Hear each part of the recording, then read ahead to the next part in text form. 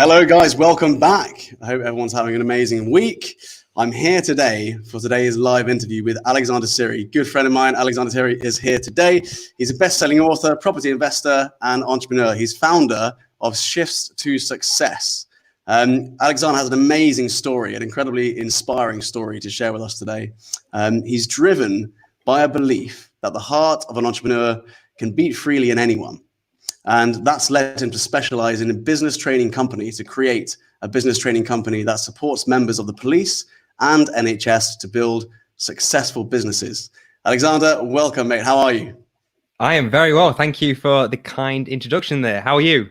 I'm great. It's been a nice day here in Dubai. We've managed to get out a little bit today to gradually explore. We're getting braver and braver every day. So hopefully the UK will start to see, some slight changes to the lockdowns coming up. Fingers crossed. Fingers crossed. Fingers crossed. Yeah. So let's get into it. There's so much to talk about. There is. I can't wait. What I'd love to do to get stuck in, and guys watching this, we've got a large community in Dubai watching this. If you've got any questions at all, guys, feel free to send them in, and we'll just throw loads of difficult questions at Alexander throughout the interview. Throw me in the deep end. Because what are friends for if they don't put you on the spot, right? Cheers, mate. Thank you. So I'd love to hear about your background. Who is Alexander Seery? Why are you an entrepreneur? Why are you doing this in the first place? Sure. Yeah. So it probably started for me back when I was 10 years old. So I was surrounded by a lot of uncertainty as a young boy. My dad left at 10 years old to never be seen again. Growing up with my mum and my brother, my relationship with my mother deteriorated as I grew older. And by the age of 19, I was depressed. And by the age of 21, I was suicidal. So, I was self-harming. I was, I wasn't in a good place at all. I was going out with friends and getting in fights and just wasn't in a really inspiring way of living, to be honest. And then it came to a head when I was 21. I was kicked out of home. So I was homeless. And I embarrassingly at the time had to live with my girlfriend's mum. And whilst I was there, I then joined the police service because ever since the age of 17, I wanted to become a police officer. And when I applied for the police service initially, I got rejected at 18, and then I got in at 22, first as a special constable and then as a detention officer. And whilst I was surrounded by the people who I thought I wanted to become a police officer, police officers, I realized I didn't want that anymore. I was surrounded by people who were miserable, who were depressed, who were anxious, who were financially not secure, who were not seeing their family, who were living payslip to payslip, and overall were unhappy. And for me, I always say this: to know the road ahead is to ask those coming back. I could see myself, if I was on this path, going to see myself 10 years down the road, end up in exactly the same place. And, if we are going to use a cake as an analogy, right? I can't bake to save my life, but if we're going to bake right now and we add some ingredients such as not seeing your family, depression, anxiety, low pay, not being valued, injuries, shift work, unsocial hours, right? And you mix that in a bowl and you put it in the oven long enough, which is the length of service, 9 times out of 10, you're going to get the same result. So I didn't want that for my life anymore. So at the age of 24, I started to realize, okay, well, what if I wanted to be a successful entrepreneur? What if I wanted to go in business and I wanted to live an empowered life? If I wanted to feel valued and have the money and have the freedom and have the joy? Because we all know it's achievable, but how do people do it, right? So at 24, I started questioning the system, as it so to speak. And I, at the time, was heavily reading into business books and mindset books. And there's a common theme, Sebastian, in all these books that I read, right? And all these successful people I was reading about they had mentors, they had coaches, they had people who were leading the way, right? And it makes sense because we learn to read and write from parents and teachers. We learn to drive from driving instructors. We learn to, be a police officer through the training school, or being, on duty with an actual officer. So why should business be any different? So long story short, I then invested in my own education. I spent 18,000 plus VAT on a mentor with no previous business experience whatsoever. When I signed that money away, true story, I got sick. I threw up. I vomited. Wow. It was the most amount of money I've ever spent. That was my cash buffer, because I was saving at the time to move out with my girlfriend in my own house, so we could, living with your mother-in-law has its own challenges. So I was trying to save and get away from that. And instead, I invested in my education, went into business in the property industry. Long story short, with no credibility, financially broke, was able to build a multiple six-figure business, accumulated about 1.5 million pounds worth of assets, raised millions from investors, and I was financially independent. So I left the police then. Now, when I left the police, though, I'll be honest, I got bored. I got itchy feet. I was like, okay, I'm 26 now at the time, thinking, what am I going to do with my life? The property business is all systemized. It's semi-passive. I don't really need to do much at all. It's, I'm speaking around the UK. I'm featuring in magazines. And I'll be honest with you, I had a very tearful moment thinking about my life, because, I got to this end of this goal that I wanted so bad and climbed the ladder of success, but it was leaning on the wrong building, right? I realized, I thought I wanted, this kind of life. But what I noticed in that was actually I enjoyed the journey of building towards the goal. It was never the goal. It was the actual enjoyment and the struggle and the challenge and the frustration and the sleepless nights and the worrying about building a business. And when I got to my goal, I realized it wasn't the goal. It was the actual journey. So from then, I pivoted and started a video platform called Ultrapreneur. And I traveled the UK interviewing millionaire entrepreneurs and their mindset, because I'm fascinated by success and entrepreneurship and business.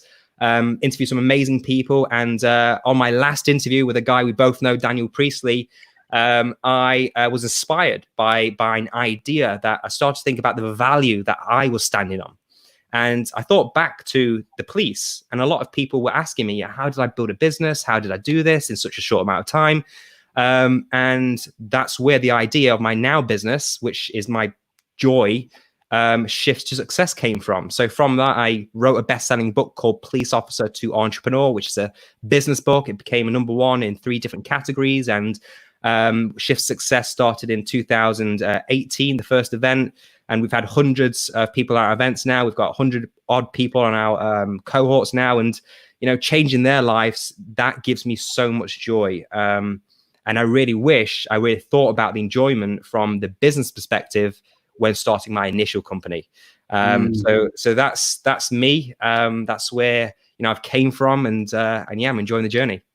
Wow. So many amazing things we could bring up and insights there. From your story. And one of the things that really struck me was, going from this place and going through so much struggle and so much pain, it's almost like it fuels you for your success. Would you agree with that? 100%. I think, there's an equation I like to use in life, which is E, which stands for event, plus R, which stands for response, equals O, which stands for outcome. Now, we all have events in our life: depression, suicide, suicidal thoughts. It could be being bullied. It could be, splitting with a girlfriend. It could be anything, right? We have these negative events that happen in all of our lives because we're human and we're going to happen. It's going to happen. Coronavirus is one of them, right? How we respond to every single every single event we have in life determines our outcome. And we have a choice to control the things we can control instead of focus on the things we can't control. So for me back then, although I wasn't aware of that equation, it was going on in my head subconsciously. I was focused on what I could control, which was my actions. And at the time, instead of feeling like a victim, instead of feeling like my mother doesn't love me, or, I was racially abused by my mother at times. And, I didn't focus on that per se. I focused on how I could get out of that environment. And I put my head into books. I Googled how to become rich, because I thought money would be the the savior to all my problems. And I read a book called Think and Grow Rich, by Napoleon Hill. And that changed my mindset, and, it really progressed from there. So, for anyone listening, I think for me, the pain was there. It fueled me for certain, but instead I put my focus what I could control, which was my actions, my behaviors. So you became very outcome driven by the outcome. And then it by finding mentors and coaches, that's when it really started to change for you, would you say? Absolutely. I think even the first kind of mentors were the books that I was reading. So all this, a lot of people think, oh, I can't afford a mentor. I can't do this or I can't do that. Grab a book. They are successful people of years and years. You get to go in the minds of these people. And I was consuming that. And slowly but surely, I started to think different. I started to think about money different. I started to think about achievement better. I came from school with hardly no GCSEs. I dropped out of college. I've not got any degree or anything like that. But these books gave me faith in myself and belief. And there's certain ingredients I think entrepreneurs have, which we all can, because I definitely wasn't an entrepreneur growing up. I've had jobs and I'd never thought entrepreneurial. But by developing my mindset, a switch was able to happen through the mentorship I got through the books. Amazing. Guys and girls listening to this, I'm really curious if you can try and find things that relate from what Alexander's saying to what Phil was saying yesterday, in the last, if you're listening to this as the podcast, the last podcast episode. If you can find the two things that I'm thinking of right now that relate, I'll be really impressed, guys, because I'm starting to see a bit of a pattern with some of the incredible stories of entrepreneurship. When people are looking back and joining up the dots, so I'll leave for a bit and then I'll bring it up. But certainly there is a very, very clear pattern, right? And as someone who trains people to become entrepreneurs, you must have a very, very good insight into what it takes to become an entrepreneur, right? Yeah, absolutely. I think, this is not to say that, there's a debate where entrepreneurs are made or born, right? There's both. And I think entrepreneurs can be born. That's fine. But to dismiss the idea that they can't be made, I think it's very, naive, because I wasn't born an entrepreneur, and I know my clients, they definitely weren't. They've been officers in the NHS for years, and now all of a sudden they're achieving massive business success by using certain skills.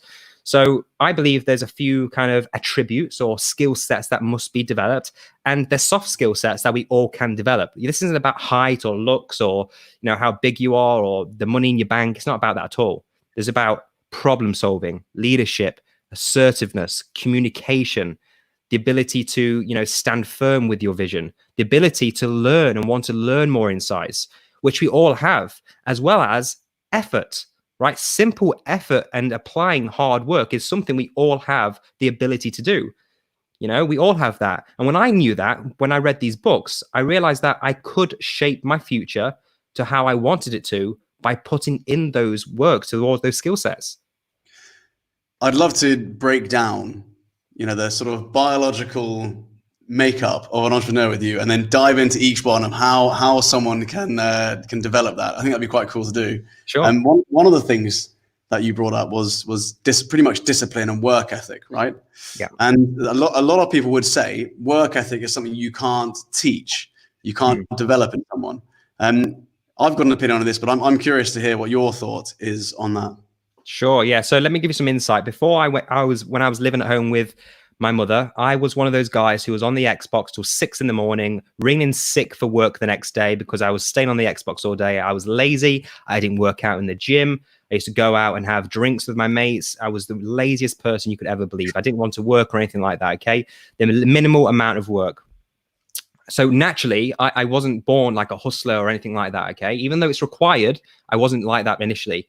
But as soon as I knew I could control my destiny in my own hands instead of some external influence like a silver spoon or cash or, luck, which is a big one, I realized then these hands, the hard work I was able to put into something is my future. So it was like a realization. Yeah, it was epiphany. It was like, wow, I never knew this, because before, and I think this is where a lot of entrepreneurship is skewed. When we look at successful people, we think, you know, they were living in America, they had tech gurus around them, they were internet boom, you know, they had certain booms in life as well, such as the tech boom was one, baby boomers as well. There's loads of like opportunities that have happened throughout years, right? And we think, oh, that was right timing, that was just luck. They had these people, these had these resources. And what I'm trying to say is that my clients and myself and other people that, you know, I like Jason Greystone, you know, started off from a council estate, and we've put hard work into certain situations that have ultimately changed our lives. So it was an epiphany. And I want the people listening to this knowing that it's not external influence. The goal that you're looking for, the opportunity you're looking for is internal. It always has been. But society has shaped it to look as though that it is external. So it's almost like this awareness you had was that you had more control than you realized, that your destiny was ultimately in your hands. And that was a bit of a wake up call. Yes, that was exactly it. Right. Wow. Really, really interesting. So, I mean, you're one of the most disciplined guys I know. Every time I speak to you, it's like, I see on your Instagram, it's like 4 a.m. 4 a.m. You're awake. Yeah. You've done your gym sesh. Yeah. Yeah. It's like you've completed the day already before everyone else is awake, right? Yeah, I love it. And yeah, there's a reason for that. Is, you know, don't get me wrong, I'm human. I love my sleep. I have some chill days at times as well. But the reason I do those things is because it's uncomfortable to do, right? I know potential competition aren't doing the things I'm doing. I know potential people who are essentially want, you know, a lot of people talk about want to be a successful entrepreneur, but aren't willing to do what successful people do. Now, people listen to this, because I wake up at 4:30 doesn't mean if you're not doing that, you won't get success. It's just something I do because I like doing things that are hard to do. Because when I force myself to do things when I don't feel like doing them, in business, there's loads of opportunities that come up like that. And when those happen, the transition and decision-making process to do those things become a lot easier. There's no emotion that gets in the way. Like, oh, I don't feel like doing this anymore, because I've trained and my brain to think, you know what, I'm getting up early. It's in the freezing cold. I'm going for a jog. I'm going to lift some weights. You know, I'm going to, you know, push on and do something I don't really want to do. And that skill develops resilience. Totally. You know JP, don't you? Yes. JP, we had a great interview with JP, and what you said sounds so similar to that. So what we were discussing was how fear, or even hard work, right, where you go through, you're forcing yourself to do something uncomfortable. It's because you're kind of looking at it more like a signal. If you're feeling something that's scaring you, right, it's a signal to do that thing, because you know it's going to develop your character, develop your resilience, and all these things are going to grow you as a person, right? Is that how you see sort of uncomfortability or fear or challenges? Absolutely. It's the intangible growth that a lot of people can't see, right? So when people go through it on a difficult time, they can't see the effect there and then. And that's why most people don't put themselves in horrible situations, right? But as entrepreneurs, we need to think long-term, right? That's one of the skills I think people should develop as well. And these uncomfortable moments and these growth and the discipline and not wanting to do things, you do that long enough, you start to build this like this resilience, this mental fortitude. Yeah. That's going to help you for years and years and years to come. And people don't like doing it initially just because they don't see the instant result then. But successful people know you do it long enough, you're going to see the benefit down the road. Totally. It's just such a different way of looking at everything around you, right? When you start to, you know, look at fear or uncomfortability as a signal or something you should do. It's just like for a lot of people, it just seems bizarre. Yeah. But ultimately, you know, this is the way we teach children in the Warrior Academy, right? It gives you the opportunity to develop your character. And I think that's one of the things that's fundamental for an entrepreneur, right? The development of that character, the development of resilience. And right now we're all going through this mega challenge, which has the ability to make or break our character. And I think transform us as well as our businesses, right? Absolutely, 100%. I think there's opportunity in every challenge, and it's how we respond to that challenge, the event, that's going to determine our outcome in life. It always comes back to that equation for me. Coronavirus, for me, you know, I think we spoke about this in a strange and unique way. It was, and this is not to like put disrespect out there, but it was, I got excited about the opportunity, about how things are going to change, how the world's going to adapt to this. It changed something in me that made me think there is a positive out of this. I don't know what it's going to be yet, but there is going to be positive. And now I do know what it is, but initially I didn't. And yeah, I think if more people look for that and almost shape your mind to look for the opportunity more than the negativity, you're going to have a lot of time to actually focus on your response to get the outcome you want. Yeah, totally. So it's so interesting. It's so many things you're saying. We've interviewed some incredible people on here, and it's just this pattern is emerging, right? So I mean, I keep talking about this, but it's that approach to pain, that approach to opportunity, coming from something which has driven you. Like, I feel like so many entrepreneurs are driven by a fear or avoidance of something in the past, which they don't want to happen again. They don't want to live through that again, or they don't want their life to be like that. And ultimately that means they go on and create things to stop other people from experiencing that as well. And what you've done with your business is you basically said, this is what I went through and I came out of it in a successful way. And I'm now going to help you, specifically police officers.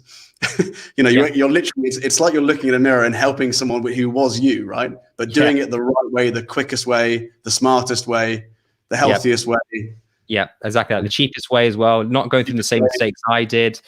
It's like A to B instead of, a zigzag route. Yeah, unfocused, taking. I found that, it's with the self. People think about going into business, and people spend years looking for a shortcut. Really think about that. Yeah. People will spend years looking for a shortcut. You really think passive income into Google. Yeah, right. It's crazy. You're kind of looking for a shortcut, but you don't realize you're spending years in doing so. Yeah. Now, the real actual goal is actually getting out there and starting and making that path using the correct steps. So for me, with no experience, no credibility, I was 24 years old. I knew I needed mentorship. I needed that guidance. Without that guidance, we may not be having this conversation right now, Sebastian. I think it's key. I know mentors have had a positive effect in my life, and I know that I want to be those type of mentors that have been to me, to my clients. And I know that my mentors have mentors, and their mentors have mentors, and it just makes sense to learn the way quicker. And eventually, it's actually going to give you a massive return on investment because you're not spending money on stupid things that you don't need to spend money on. Yeah, totally. It's interesting, isn't it? I think entrepreneurs have this amazing ability to be resourceful, right?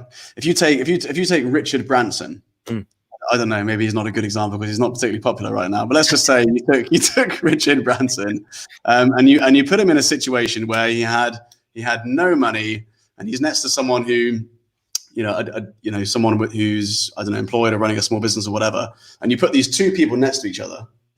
Who's going to after a year find the right connections, build the right partnerships, have the right mindset to get through something and create something, but after a year, right? And that's all down to resourcefulness. Yeah, I think as well with resourcefulness, a lot of people look for the cash or the people around them first, but resources show up after you've made a commitment. Okay, so I wrote about this in my book. Resourcefulness is the ultimate resource, and you've got to make a commitment towards your dreams, towards your goals, towards an ambition that you might have first before resources start showing up. A lot of people say, I haven't got the money, I haven't got the time, right? And they shut that opportunity down. Instead, change. Ask yourself, how can you find this money? How can you find the time? How can you do this? That will get your mind into problem-solving mode. That will start being resourceful and start showing up in your life more so. That's what I found. Yeah, definitely. Yeah, we've got a really good question here from Shivani, actually. We all talk about entrepreneurs, and how would you define one, and how are they different from anyone who is a businessman or woman? Yeah, okay, great question. So I believe that entrepreneurs create the product, they own the IP, they build teams, they solve problems, where a business person, I believe, could be like a franchise owner. A business person could essentially be a multi-level marketer as well, who don't essentially own the product or own the IP.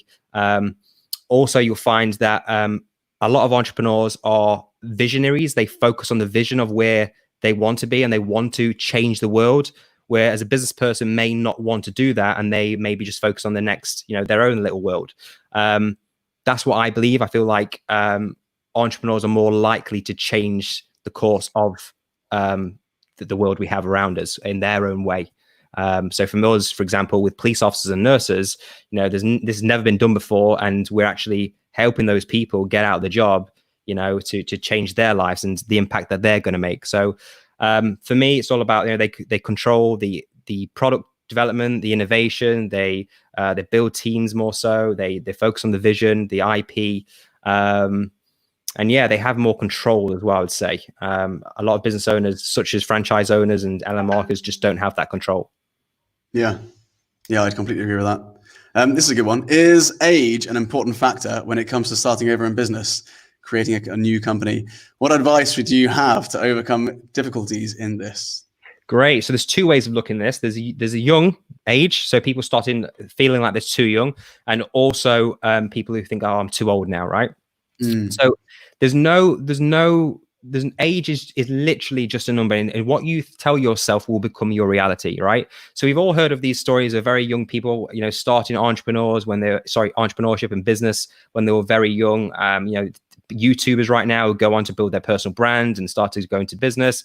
I started at 24, and we know of people like Colonel Sanders, right, who started at the age of 88, who was the founder of KFC, and Walt Disney, I think he was in his 60s, right? I think, Antonio Ortega, from the founder of Zara, he started very late as well. So there's no kind of do or don't when it comes to age. I would say, and my biggest regret probably in business is that although I started at 24, I wish I started at 17, 16, but I didn't, right? If I started then, where would I be now? What impact would I have made right now? With age as well, I would say that people like Richard Branson started very young at 16. He was selling his magazine at school. You got people such as, I believe, Steve Jobs started very young in his 20s as well. So yeah, I would say if you look at history of entrepreneurship, there's no defining period of your life where you should start. My advice: start as soon as you possibly can, because that experience that you're going to gain is going to be highly valuable. So the quicker you start, the quicker experience you're going to gain, the quicker adjustments you're going to make. Yeah, totally. And I think there are challenges out there for young people. I remember when I was about 20 when I first started trying to start my business, and you sort of stumble over it's difficult to pitch your idea when you're so young. But I think, again, that goes back to building resilience. You become very good at, learning how to pitch in difficult situations up against it, being the underdog. Do you know what I mean? Yeah. I think assertiveness, again, another skill set that I think entrepreneurs should have is assertiveness. So staying firm. Well, this is what I want my life to look like. Okay. I could be 17, but this is what I want my life to look like. And even when you have a company and you have employees and a team and you've got ideas coming left, right, and center, you've got investors trying to do business with you, and you've got a vision for your company, you need to put a stake in the ground and say, look, this is my vision, and I need to remain firm with this. And that assertiveness, if you have that at a young age, saying to mum, dad, siblings, or your guardians, whoever, saying, look, I don't want this. I want my life to look like this. I'm living life as me, not your life, because a lot of parents do that. They try and live their life through their kids. I would say stand firm to that vision, right? Stand firm to it. And, when you have a certain age where you can, do things more because you're an adult, do it then, if not under your house of your parents. Totally. Brilliant advice. As Tim says, great advice, Alex. Lots to think about. So true. Thanks for the answer. Yeah, definitely. Brilliant advice, guys. Alex, vision is super important. Are there any entrepreneurs or mentors or people who have influenced you that you feel have an incredible vision, which inspires you? Definitely. My idol is Elon Musk. I think he thinks so big and so wide, and it's just outside of the normal realms of human thinking. And it's quite easy to say, is this guy on something? I think just his vision is just super inspiring. So for Elon Musk, that's definitely, I'd say, Phil Knight, with the founder of Nike. His vision and his journey and listen to his story was remarkable. and also at the minute with Tony, I think it's Tony Hayes, the founder of Zappos, or the co-founder of Zappos. His vision as well and his journey just inspire me. And those people who've shaped the way we do business now gives people like me hope, right? We all want hope, and we want to achieve our own personal goals and make our own dent. And just hearing the stories that they go through knows that there's hope for you, because whatever you're going through, I mean, they've been through 10 times worse. Yeah, totally. It's some incredible stories, and yeah, someone like Elon Musk, it's just next level thinking, isn't it? He's not interested in some of the small talk. Do you know what I mean? He's not interested in Earth. He wants to go to Mars. You colonizing Mars or what? What's going on here? It's just fascinating, and that's inspiring, right?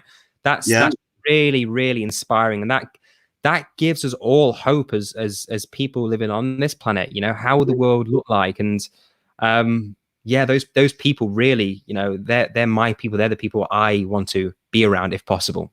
Brilliant. Yeah, completely. The key skill sets of an entrepreneur. I know we wanted to dig into the biology of an entrepreneur, because you believe that entrepreneurs can be created. And so, as someone who believes that, the key skills we've got down are problem solving, resilience, leadership, communication, and team building. Was there something else? Yeah, there's assertiveness, the communication, leadership. There's problem solving. And also the ability to influence and sell, right? That's a huge one. And these are all skill sets that can be developed. I wasn't born with these skill sets, and especially at school, I wasn't grown up like that at all. Things I've learned over time. So going through each one, I mean, if we could go through each one and put you on the spot a bit, and maybe if anyone's listening, we could see if Alexander can teach us something in each one. That'd be quite cool. So problem solving. How would you encourage someone who wants to become an entrepreneur, that you're training to become an entrepreneur, to problem solve? Question everything. So when you're going out for drinks, restaurants, going to the beach, having conversations with people on the phone, ask yourself this question on everything you see, touch, everything. How could this be better? How can I make this experience better? If I was going to do this differently, how could it be better? Now, that's one of my, I don't know if this is a hindrance or a good thing or not, but I think sometimes I have a problem with looking at things and thinking that could be better. That product could be better. That service could be better. The way they pick up the phone could be better. It could be, certain tech, that could be better. So I'm always looking at things, how could be better? And that essentially is problem solving, right? That's a huge thing I would recommend everyone to do. And also a great way is looking on reviews such as Trustpilot, Amazon, and looking at 3-star reviews, 2-star reviews, and just looking what people are saying about products and services that are already out in the market. Get your head thinking and going, right, if I was going to solve this problem, this 3-star review, how would I do that? Problem solving, that's really a great way to get the cogs turning in developing new ideas. Amazing. Really, really, really interesting. I've interviewed a lot of business owners and business mentors and met a lot of business mentors and people who take people on accelerators, that sort of stuff. But I don't think I've ever interviewed someone who goes into this much detail on actually how to become an entrepreneur in that way. Do you know what I mean? Yeah. Thank you. Resilience. We've spoken about that a little bit, but what would you say to someone who wants to become an entrepreneur and they want to become more resilient? Yep. I will say this. We're all, with resilience, is something we have inside as a baby, right? We weren't born walking and doing breakdancing, right? We fell over, we crawled, we stood up, we fell over again, we crawled and we fell over again and all these things. And then eventually we walked and we took that first step. Riding a bike, we was on stabilizers and then we get off stabilizers and we fell off the bike and we kept going. And we develop this resilience as we grow older, right? All of a sudden, we hit a certain age, whatever age that may be, and all of a sudden, we start to get these fears of failure where we don't push forward as much as we should. But as kids and as babies, we don't even think about it. We don't even question it. We just go with it, and we accomplish it anyway. So with resilience, it's something we actually have inside, and remembering that we have been through these challenges as we growing up. Now, for anyone who's got a story like myself, who, depressed, suicidal, racially abusive mum, even with business, I got so much rejection in my first business with certain customers. All those experiences in life make you aware that you're still here today and you got through it. So knowing that anything can put forward to you, if you've had those experiences in your own life, although they may not have been nice at the time, looking backwards for where you are right now, there is a positive out of that. You actually got through it. You built that resilience. You built that muscle. You built that tough skin, right? Which is going to help you in business because you're going to get a lot of, setbacks and, bumps in the road. So ultimately, we are almost born we develop resilience from a very young age. We forget we're resilient because we're kind of conditioned. That's conditioned out of us, and we develop fear or anxiety, or I think you start developing fears. Like, I don't know, it could be parents who do it to us, where they say, "No, don't do that," or they go, they may say, there's one experience, in fact, where I saw it. It was a young boy, and he was on stage as like a panto. He said, "I'm looking for a volunteer," and this boy went to go and volunteer, and I think his uncle or cousin or something says, "Show off." And that subtle comment, right, although it might have been a joke or something like that, that subtle comment may have stuck in that boy's brain. So every time he goes after doing something to accomplish something in life, that show off may flash up again. So when he goes to achieve something in business or go and ask that hot girl out for a date, right, that may and actually stop his achievement. So these kind of things get knocked out of us as we grow older, and we've got to realize we weren't born. I mean, people aren't born breathing. People aren't born walking. People get hit in the car crashes, and we come through it. So it does get knocked out of us through, I believe, parents and people who care for us, but they care for us too much, not realizing it's actually a lack in our achievement going on. Now, for me, luckily, I was kicked out at 21. Looking back, it was lucky, and I kind of got out of that environment. Wow. Yeah, completely. It's almost like something happens along the way which stops that resilience from being something that we feel we are. And completely right. I mean, I work with a lot of children on bullying, and often it's the ones who are overprotected or overcared for that get bullied. Yeah. So yeah, very, very interesting. Leadership. Yes. So leadership is something that you are going to have to develop to business. So leading a team. So business is a team sport. And I find it very painful when I hear solo entrepreneurs wearing all the many hats of marketing, operations, sales, admin, and it's very frustrating because they're bottlenecking themselves. They're bottlenecking their growth. And to build a team, we need to make sure we have certain skill sets of make sure we're growing and leading the way when it comes to our overall mission and vision. So leadership is something that has experience. There's loads of books that you can develop on leadership as well. Like Good to Great is a phenomenal one.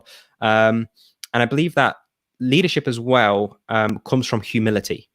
So humility is the ability to constantly learn.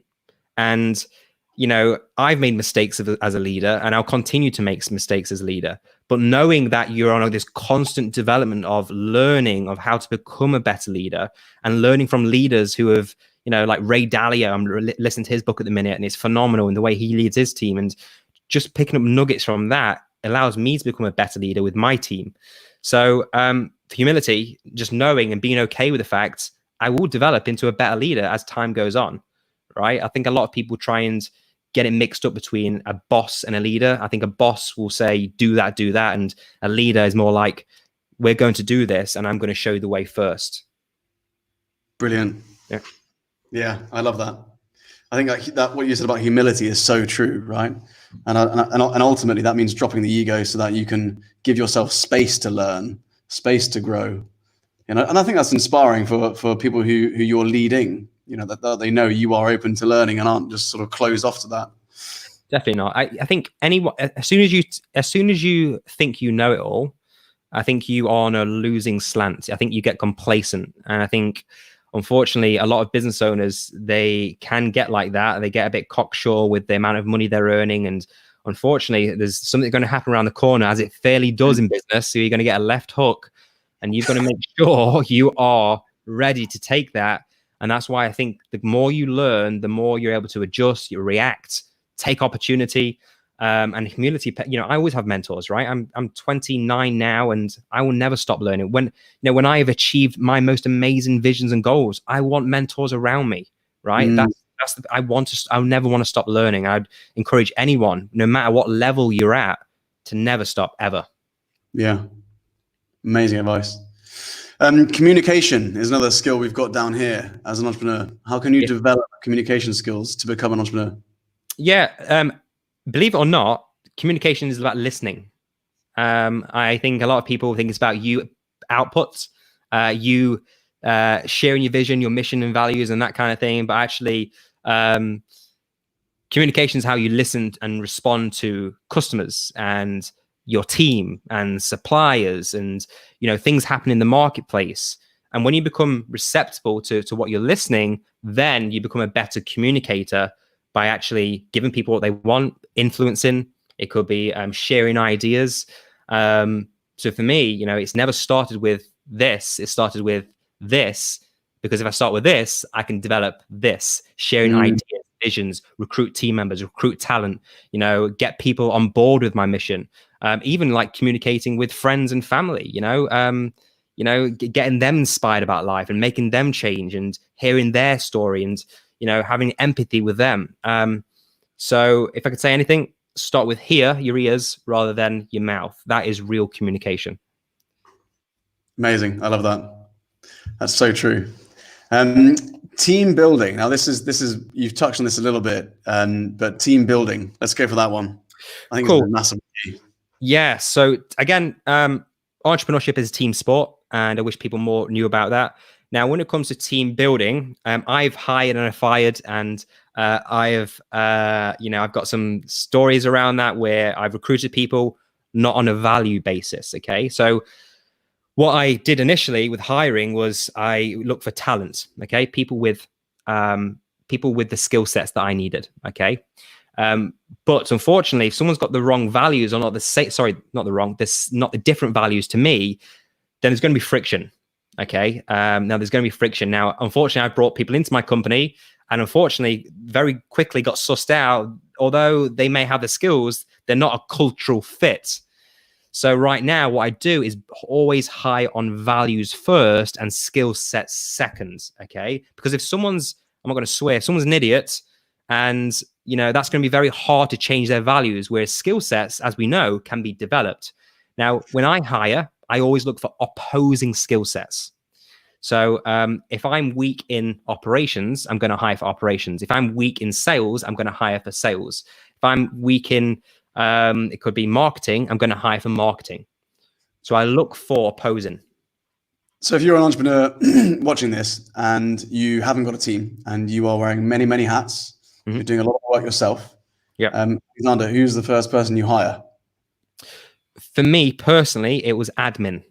Admin. It was admin. You don't like admin? It was. I don't like admin. No, but I wasn't good at it. But also, there's certain tasks that I want to focus on that I've got to move my business forward. Now, one of the most common mistakes I hear entrepreneurs make is they haven't got the money to do the things they want to do in business, but they're spending their time on admin tasks rather than revenue generating activities. Admin is not revenue generating activities. Marketing and sales are. Getting customers are. Right? So outsourcing the admin, which you still need to do, unfortunately, because it is a bit, you have to move things forward that way. Delegate that, which can be systemized. You record how you do it. So you give that to someone like a VA or an executive assistant. They can crack on so you can focus on revenue generating activities. Now, it goes more than just business though, right? So we are humans. We have to clean. We have to do the gardening sometimes. We may have to walk the dogs. And sometimes, well, I don't do them, right? I walk the dogs. I don't do the gardening. I don't do the cleaning, because that doesn't inspire me. And that's not going to move the needle of my business forward or my vision. Okay. That's not to say I'm lazy. It just means that I don't want to do them because it's not going to move me forward. So team building as well is around your personal life. So outsourcing cleaning for £20 an hour, £20, for over 2 hours, then I can focus on making 40, or plus in that hour or 2 hours that I'm saving. Because if I'm doing that stuff myself, it's actually costing me money more. Yeah. And I guess the most important thing is to be disciplined and actually book in that time as if you were doing it. I've seen a lot of people try and outsource stuff, and it's great. They outsource half their life, but if they're not spending the extra time they've got, you know, trying to monetize that time and develop their business, develop their skills or upskill. And then what happens is they just become a bit miserable because they're not solving problems. They're just living this well. Similar to what you did with property, right? You became financially free through property. Yeah. And then you felt a bit miserable because you weren't solving problems or building something, or so having something to replace your time with. I mean, I'm sure a lot of people here have read 4 Hour Work Week by Tim Ferriss, right? Great book. But I followed that to a T when I was about 24, and it's similar to you. Everything was completely outsourced, and then I just didn't have anything to replace it with, and just got a bit bored, right? Yeah. And you realize, it's so true what you said. You realize you loved the struggle, you loved the building, the creation, and so by planning something. I mean, for a lot of people, it'd be great to outsource something, just to be able to outsource something. But look a step further and make sure you are replacing it with something, because if you don't, it's just it's an uninspiring way to spend your time.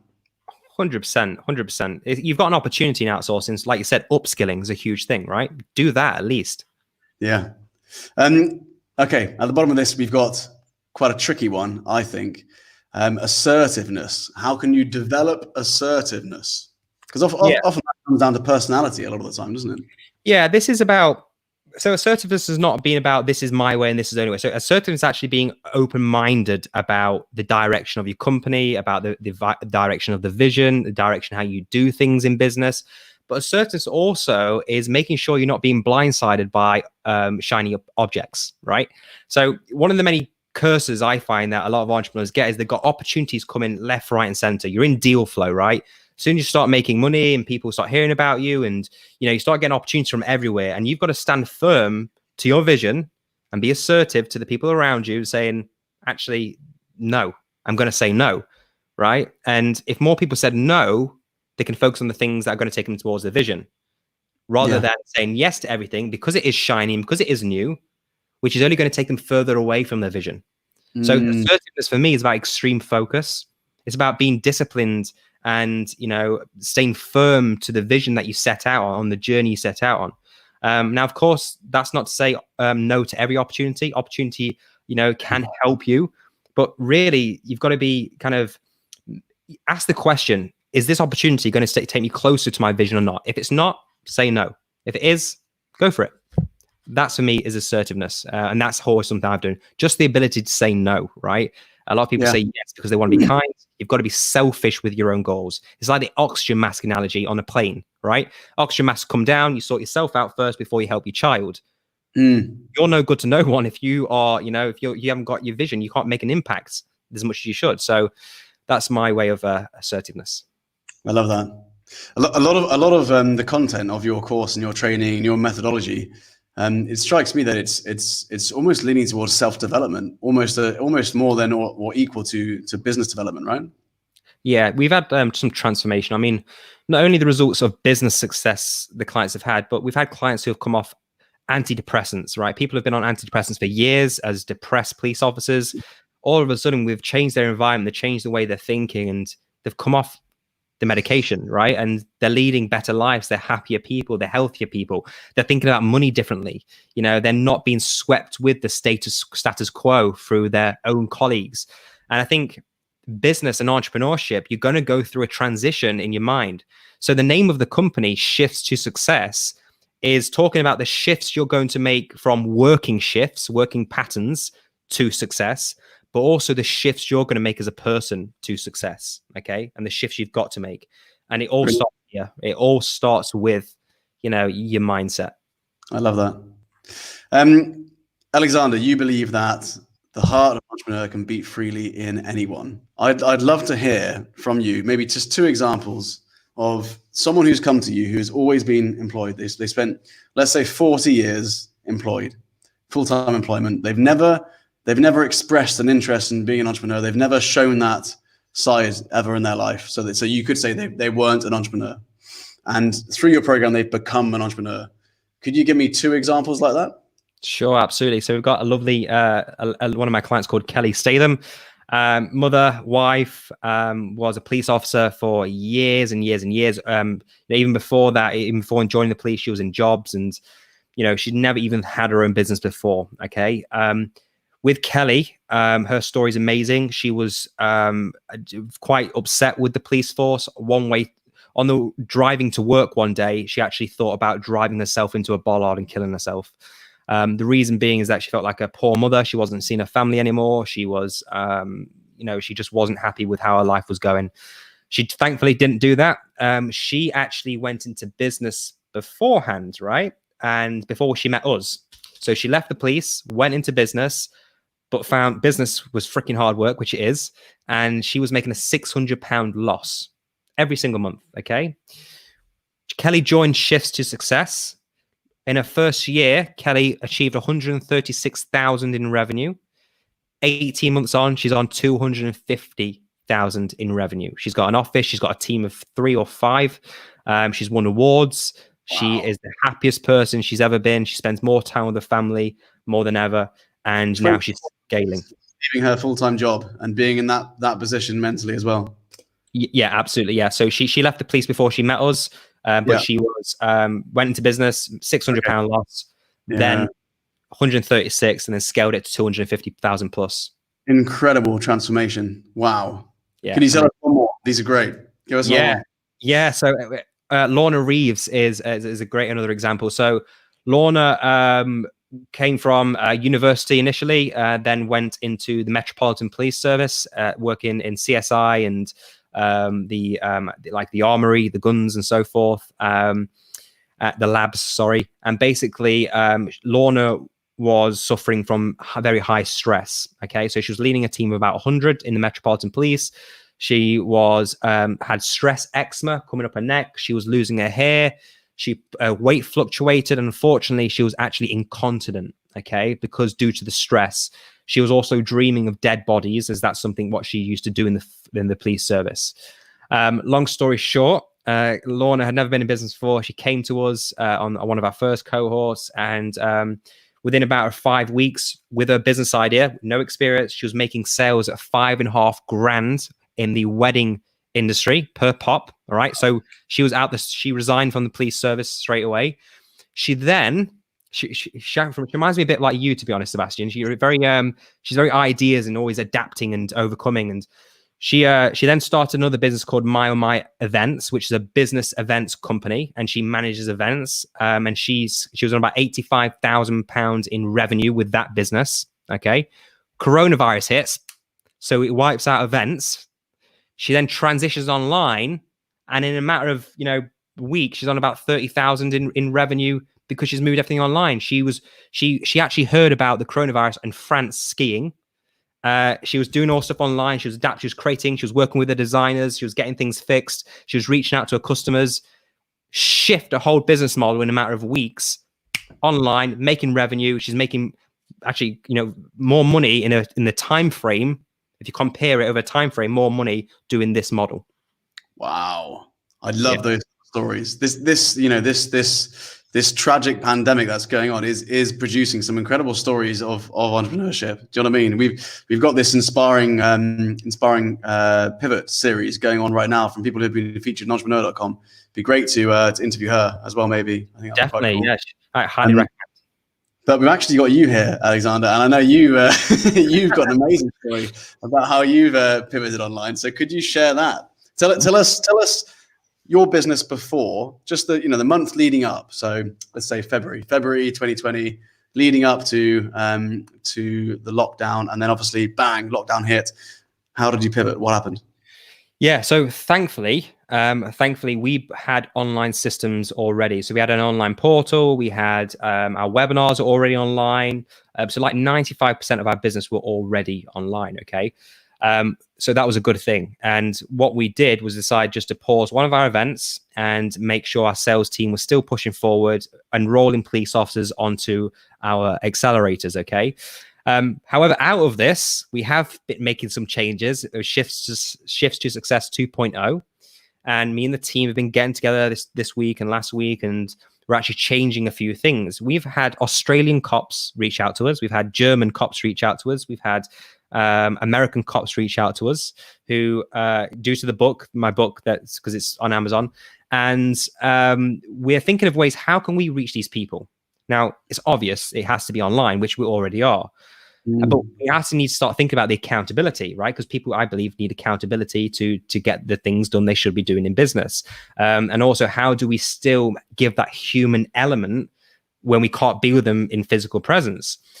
Thinking this way has allowed us to, and we've ran the numbers, we've ran the impact we can make, has allowed us to think much bigger on a global scale rather than focusing on events. And what I found out of this whole pandemic is that events, in-person events, we're actually bottling the business. Now, the business is doing very well, but we've noticed the actual, because we run one-day events called Success Quick Start Days, right? We do them 4 times a year. We was increasing to 6 this year. But people have got to wait to those events before they enroll with us. And I was like, well, we don't need to do that anymore. We can't do that now. So let's give it a go without it. And all of a sudden it started working. So it's kind of made us think of all these bottlenecks in the business. Wow. And the bottleneck was live events. It was me. It was me being in person with these people, where what we could do is have people in Scotland, Germany, America come to us and still get that mentorship by being online with the team we have. But of course, you've always done it, right? In, live events. So you kind of assume that's the way this business was run. Exactly. It forces you not to do it that way. And now it's just showing you a more profitable way of running your own business. I love that. Exactly. Not only that, profitability, because the events have been wiped off, the venues, workbooks, they're changed, they can be online. So the numbers are looking great, but the impact as well. So we don't have to limit ourselves to 30 or 40 cops on a cohort. Instead, we can have hundreds. There's no cap. Yeah. There's no cap, because we don't need to be in present. There's no capacity of rooms because we're all online now. So it's made us think about, like, in hindsight, we think, damn, why didn't we do this from the beginning? But coronavirus has made us think different, and the opportunities presented to us really just by a little few tweaks. So it's been fascinating for us, the team. I've got butterflies. I'll be honest with you, I've not slept in about 2 days because I've been wired. I had an idea popped in my mind about 10 p.m. last night, and you know what it's like. I didn't sleep till about 2 a.m. Right. Writing notes down and like problems. And all the problems come out of the new change that you're making, and you're trying to go, right, how to fix that, and then more problems come out of that, but eventually you start fixing things together. And I can't wait to announce it. I can't wait to deliver it, and it's going to be this year. And we've tested it a few times, having online with our current cohorts, and it's worked amazing. It's worked terrific. So we know the model works. It's just about scaling this out. Wow, I love that. Well done having the courage to to change a whole business model in the moment as well, mid crisis. Absolutely inspiring. Alex, that was amazing, mate. Really, really appreciate you coming on. Some amazing insights there. I love the way we dissected exactly what an entrepreneur actually is, and then found ways you can teach that. So I'm fully on board with the fact that an entrepreneur can be created. Yeah, I think you're completely right there. I appreciate it. I think when it comes to business as well, I think that there's a certain steps. Anyone listening, right? There's something that we teach our clients, which are 6 steps. It's ideas, planning, branding, implementation, which is marketing, products, and sales. That's the structure that we teach our clients. If anyone listening thinking about going into business, start with the ideas first. And that's not so much just about the top level idea, because a lot of people have an idea for a business, but they haven't got the business for the idea. So what I mean by that is that you must start with the customer's problems, never the product, always the customer's problems. Once you know that, through looking at reviews online, looking at how things can be better, listening to what people say. If you hear people say, oh, I just want those 3 words, they're magic words, things like that are problems where you can start piecing together an idea. Okay, so idea, problems, the business model, then you go on to planning, the financials, and the branding. And that's the structure we take our clients from. That's the structure I've built both companies. Amazing. Brilliant. There's going to be a lot of people watching this, a lot of entrepreneurs watching this who are either, on the podcast, they're starting up, A lot of them could be startups. In the Facebook group, the FTEN X Academy Facebook group, it's business owners mostly in Dubai. However, with the change in circumstance, there's going to be a lot of people who are pivoting and creating new businesses. Guys, I've read Alexander's book, and it's awesome. And there's so many, decent points in there which will help you if you are launching a business. There's some really, really valuable insights in there. I believe it's now an audiobook as well, isn't it? It's an audiobook, yeah, that's right. Police Officer to Entrepreneur. I'm writing my second book at the minute, so that'll be out this year. And yeah, there's resources online. Just Google my name. Amazing. Google me. What an ending. Google me. That's how Alexander rolls. Came out the wrong way. Sorry. That's cool. Guys, amazing. Alexander, thank you so much, mate. Really, really appreciate you coming on. Thank you so much for having me, mate. Appreciate it. Take care, everyone, and stay safe.